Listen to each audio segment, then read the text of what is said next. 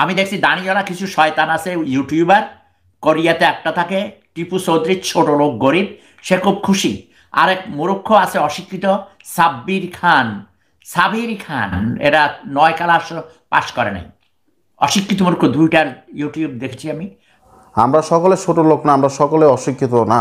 তুমি নিজে একটা অশিক্ষিত, তাই মানুষকে ভাবো অশিক্ষিত। এখনো সময় আছে, মাথা ঠিক করো।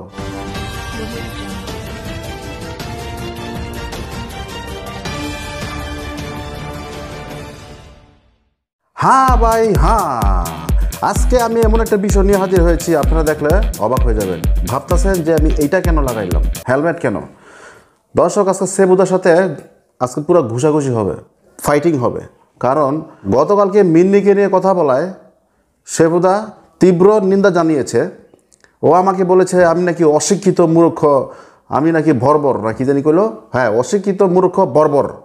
এ বর্বরটা যে কি এই শালা এটাই বুঝলাম না। যাই হোক, সে আমাকে নাতি হিসাবে হয়তোবা কত কথা বলতে পারে, আমি হয়তোবা তার নাতি, জানি না সে কি ফাজলামো করে বলতেছে নাকি সিরিয়াসলি বলতেছে। তো চলুন দর্শক, সেবুদার সাথে ফাইটিং করার আগে আমরা সেই সেবুদার ভিডিওটি একবার দেখে আসি। সে আমাকে নিয়ে, টিপু চৌধুরী ভাইকে নিয়ে কি বলল, আজকে সমস্ত প্রমাণ আমি আপনাদেরকে দিব। আজকে ফাইটিং চলবে। আমি চাই যে টিপু ভাই, নাইমিলি ভাই সকলে মিলে সেবুদার সাথে ফাইটিং হবে।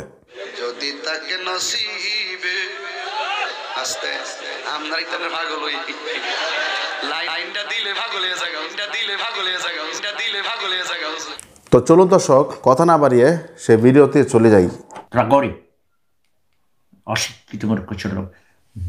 মিন্নির ফাঁসি রায় আমি মানি না। মিন্নির পক্ষে আমি লড়াই করব, বিদেশ থেকে আমি লয়ার পাঠাবো। ওকে, আমি তার তীব্র নিন্দা করছি, কারণ বাংলাদেশের বিচারপতিরা ঘুষ খায়। আমি দেখছি দাঁড়িয়েওয়ালা কিছু শয়তান আছে ইউটিউবার, কোরিয়াতে একটা থাকে টিপু চৌধুরীর ছোট লোক গরিব, সে খুব খুশি। আরেক মূর্খ আছে অশিক্ষিত সাবির খান, এরা 9 ক্লাস পাশ করে নাই। অশিক্ষিত মূর্খ দুইটার ইউটিউব দেখছি আমি। এই জন্য আমি আসছি এদের জুতা মারার জন্য। এই ফকিন্নি গরিব ছোট লোকরা, এই মিন্নির ফাঁসির হুকুম হবে কেন? মিন্নির অপরাধ, সে সুন্দরী, তার কোনো অপরাধ নেই। সে কারো বাড়িতে গেছে? সে তো যাই কারোর সাথে প্রেম করতে যায়নি। সে সুন্দরী, মহান আল্লাহ রাব্বুল আলামিন তাকে সুন্দরী করে তৈরি করেছে। তার মা সুন্দরী, তার বাবা সুন্দরী, সেই হিসেবে সে সুন্দরী হয়েছে। এটা কি তার অপরাধ?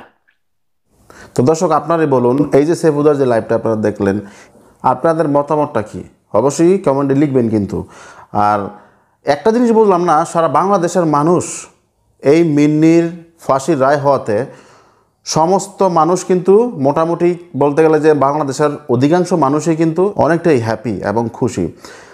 শুরু থেকেই কিন্তু লাস্ট পর্যন্ত আপনারা সকলে জানেন যে মিন্নির মামলা হয়েছে, মিন্নিকে কেন পুলিশ ধরলো এবং কেন তাকে হাজতে বলল এবং কি কারণে। অবশ্যই সেই কারণটা আপনারা বাংলাদেশের সকলেই কিন্তু জানেন এবং আমরা সকলেই কিন্তু জানি কাকে হত্যা করেছে, কিভাবে হত্যা করেছে, আসলে কারা জড়িত, কে জড়িত ছিল। এইটা কিন্তু সমস্ত কিছু যাচাই বাছাই করেই কিন্তু একটা ফাঁসির রায় দেওয়াটা কিন্তু এত সোজা কথা না। একটা মানুষকে ফাঁসির রায় তো আর বললেই তো আর ফাঁসির রায় দেওয়া যায় না। ওই রকম প্রমাণ এবং ওই রকম একটা মানুষকে যখন ফাঁসির রায় দেওয়া হয় তখন কিন্তু তার সমস্ত প্রমাণ হাজির করা হয় এবং হাজির করার পর যখন দেখে যে না, তাকে ফাঁসি দেওয়ার মতো, তখন কিন্তু ফাঁসির রায় হয়ে যায়।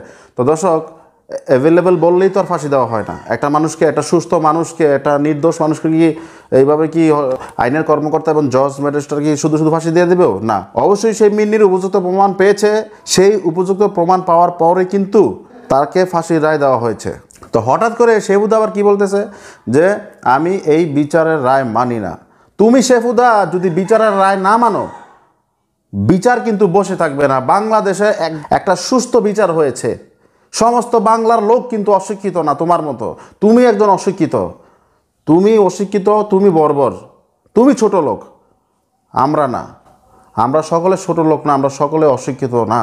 আজকে অশিক্ষিত হলে তোমার মতো, তুমি নিজে একটা অশিক্ষিত, তাই মানুষকে ভাবো অশিক্ষিত।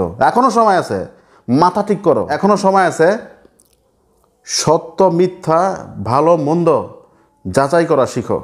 যাচাই করে তারপর একটা কথা বলো, হুটহাট করে কোনো কথা বলবা না, যেই কোনো একটা বিষয় নিয়ে তুমি কথা বলো কেন। সো নেক্সট টাইম কোনো বিষয় নিয়ে কোনো কথা বলতে গেলে অবশ্যই ভেবে চিন্তে বলবা। তো দর্শক, তো আজকে এই পর্যন্তই। নেক্সট কোনো ভিডিওতে আবার দেখা হবে। আমি সাবির খান, আল্লাহ হাফেজ।